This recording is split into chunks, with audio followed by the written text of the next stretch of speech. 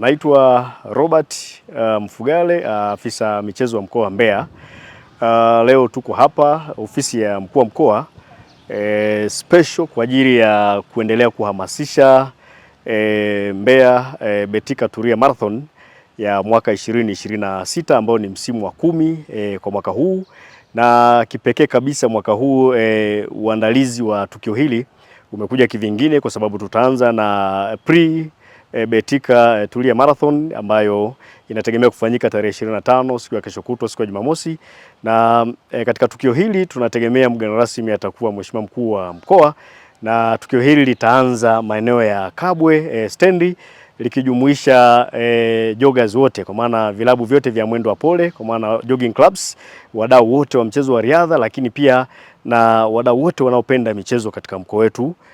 wa Mbeya. Kwa hiyo tutakuwa na tukio hilo kuanzia saa 12 asubuhi pale maeneo ya Kabwe. Tutaanza hapo kwa mwendo wa pole, tutakuja mpaka eneo letu la uwanja wa Sokoine ambapo tutakuwa na michezo kadha wa kadha, lakini wakati huo huo kutakuwa na tukio la uzinduzi wa msimu wenyewe wa 10 wa Betika Mbeya Tulia Marathon ambayo itakwenda kufanyika tarehe 15 na tarehe 16 mwezi wa 5. Lakini kipekee kwa siku ya tarehe 25 kesho kutwa tutafanya tukio la kuashiria uzinduzi wa msimu huo kama ambavyo itakuwa imeandaliwa. Lakini tuendelee kuwashukuru pia Tulia Trust kwa kuendelea kufanya mchezo huu kuwa hai, kwa sababu tumekuwa nao sasa, huu ni msimu wa 10. Msimu wa 10 kama ni mtoto mdogo amezaliwa maana sasa na miaka 10. Kwa hiyo tunaamini mambo makubwa yanaendelea kufanyika, lakini tuone pia historia na mchango mkubwa ambao unafanywa na mbio hii katika kuendelea kusaidia huduma za afya na elimu, kuhakikisha watoto wenye mazingira magumu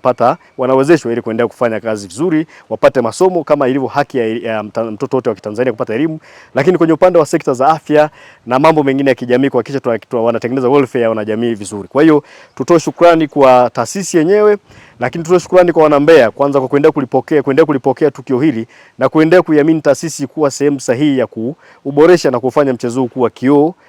kwa jamii.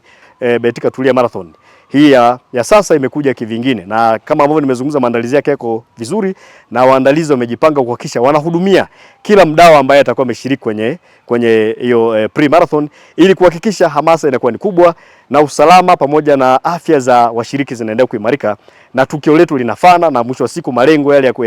ya kulifanya tukio lenyewe yanaendelea kufanikiwa kama ambavyo imekusudiwa. Asante sana.